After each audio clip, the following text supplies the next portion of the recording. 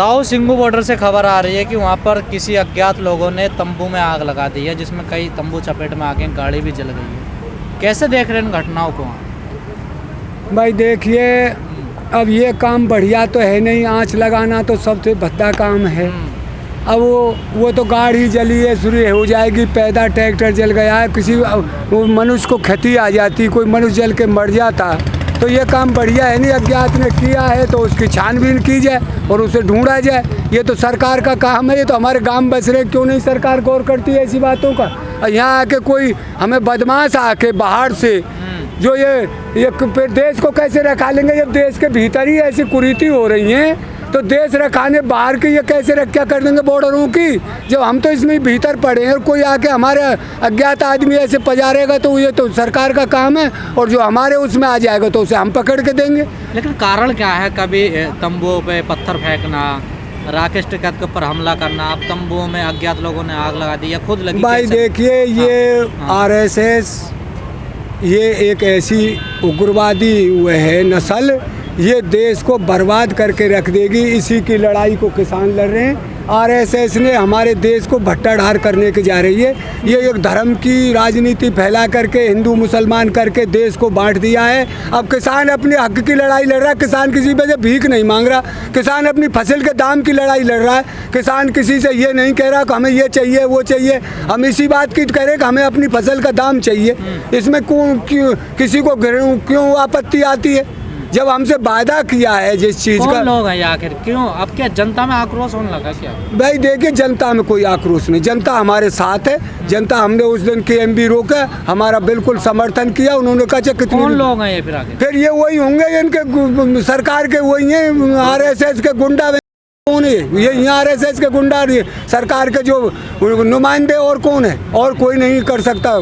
जनता हमसे कोई आक्रोश नहीं कर रही। जनता तो हमारे साथ खड़ी है, पूरा देश साथ खड़ा है, पूरे देश की लड़ाई है, ये किसानों की लड़ाई नहीं है। तो इसमें पूरा कोशिश की जा रही है। डरेगा किसान? ऐसे है नहीं, हो जाने दे नुकसान, फिर कार फूक गई कोई बात नहीं, ट्रैक्टर फूक जा, ऐसी बात पे किसान क्यों डर पाएगा? किसान कभी डर नहीं सकता। किसान जब आया है तो अपने काम को पूरा करके जाएगा। कहीं ना कहीं सुरक्षा में फेल है ये तो, सुरक्षा फेल हो रही है किसानों के कहीं ना। अरे सुरक्षा फेल क्या यार, दिन में लगी आग है।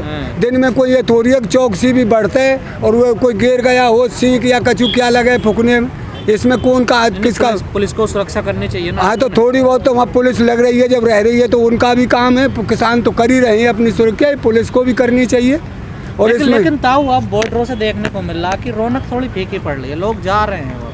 यार ये तू रौनक की बात क्यों करता है? किसान एक तो फसल की कटाई है, दूसरे चुनाव है। आज 15 तारीख का चुनाव है हमारे पश्चिमी उत्तर प्रदेश में, जहाँ तक तो किसान वहाँ भी तो अपने चुनाव है। अब कोई उनके घर का, कुनवा का, प्रधानी का चुनाव लड़ रहा है, उसका दबाव है भाई। ये तो गाजीपुर बॉर्डर हो गया ना, अब सिंगू बॉर्डर भी देखा जाए या फिर ना सिंगी बॉर्डर पे वो फसल कम हो रही है। फसल है यार, रौनक कम क्यों है? या 100 रैया में, 500 रैया में, 1000 रैया में, या वही बहुत है। बॉर्डरों पे 1000-1500 आदमी से तो किसी दिन कम नहीं हुआ है। इतना तो अब भी, आज चुनाव के दिन भी 1500-2000 आदमी से कम नहीं बैठे हो। तू सब टेंटों में आदमी, मैं तो घूम के आया हूँ, कोई टेंट खाली नहीं है। मनोबल टूट रहा है क्या किसान? ना, बिल्कुल मनोबल नहीं टूटा। मनोबल क्यों टूटे? मनोबल तो जिसका टूट जाता है तो वो तो मर जाता है। या खून है शरीर में, पानी नहीं है, या मुर्दे नहीं है, जिंदे हैं किसान, और जिंदा ही लड़ाई लड़ सकता है, मुर्दा क्या लड़ाई लड़ेगा? लेकिन ताऊ, बार बार राकेश टिकैत कह रहे हैं कि इसे शाहीन बाग आंदोलन ना समझा जाए। क्योंकि शाहीन बाग जो आंदोलन था वो कोरोना की वजह से हट गया था पीछे को।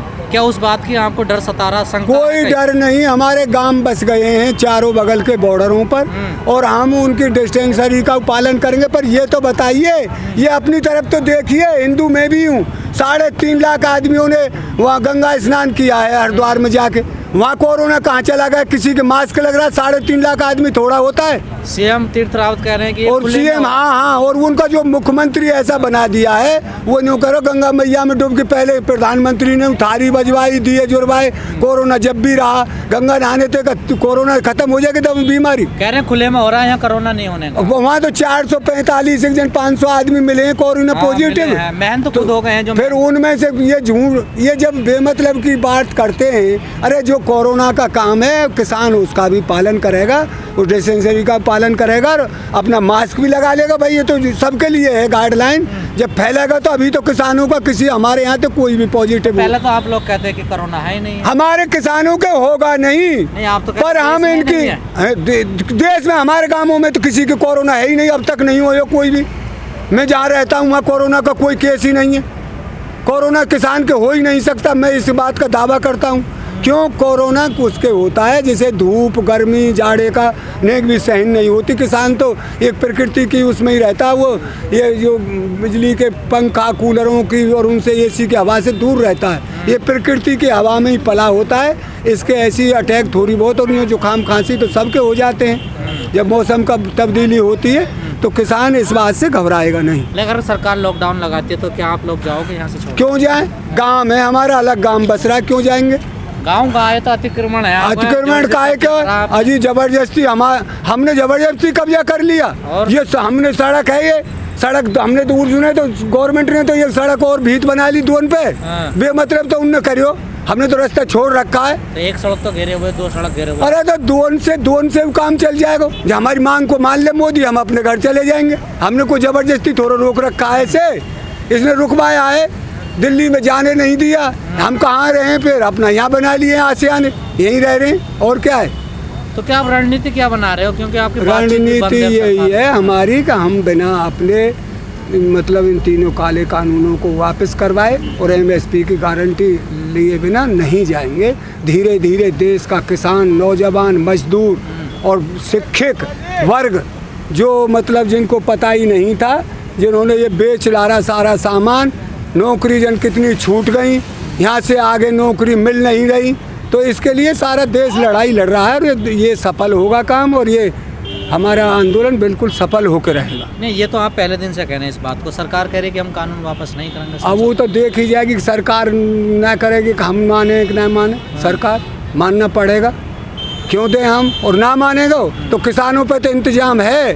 सरकार कहूँ तो अपना इंतजाम कर लेगी। फिर खाद का कट्टा 1900 कर सकती है सरकार, डीजल 90-91 रुपया लीटर कर सकती है सरकार, और किसान को अपनी फसल का दाम सही नहीं दे सकती सरकार। तो फिर क्यों किसान ही क्यों मानेगा? जब तक अपने को उसको नहीं करवा लेगा पूरा, जो इन्होंने 25 कम 2000 तो न्यूनतम समर्थन मूल्य है। अगर हमें फसल का उचित रेट दिया जाए तो उस हिसाब से तो 2400-2500 रुपये कुंटल पर है। आप आंदोलन तो कर ही रहे हैं, हर ये चल भी रहा 5 महीने। कोई और रास्ता है अगर सरकार मान जाए, कोई ऐसी? अरे हमारा रास्ता सीधा है, हमको ये नहीं है जब सरकार न्यू कह देगी कि हम तुम्हारी बात को मान रहे हैं, जब जाएंगे यहाँ। नहीं, आपकी नज़र से, आपसे दिमाग से कि किसान ऐसा काम कर लें कि सरकार मान जाएगी, अगर कोई ऐसा है तरीका? देखिए, ये सारी संपत्ति हमारी और आपकी है बेटा। यहाँ जो बस चल रही है ये हमारे तुम्हारे पैसे थे, जो ये कर पैसा ले रहे हैं प्रधानमंत्री और ये कौन है, ये जो MP MLA और ये राष्ट्रपति मंत्री, सब हमारा ही पैसा है, किसी के और का नहीं है। हमारा ही पैसा, हमारी वोट और हमारे ऊपर हुकूमत। अब तक इस बात को जानते ही नहीं थे, अब तो धीरे धीरे हम जाने, हम नहीं मानेगा हम, और अपनी फसल का दाम कम लें और सब तरह से हमारे ऊपर अत्याचार हो, ऐसा आप बर्दाश्त नहीं करेंगे।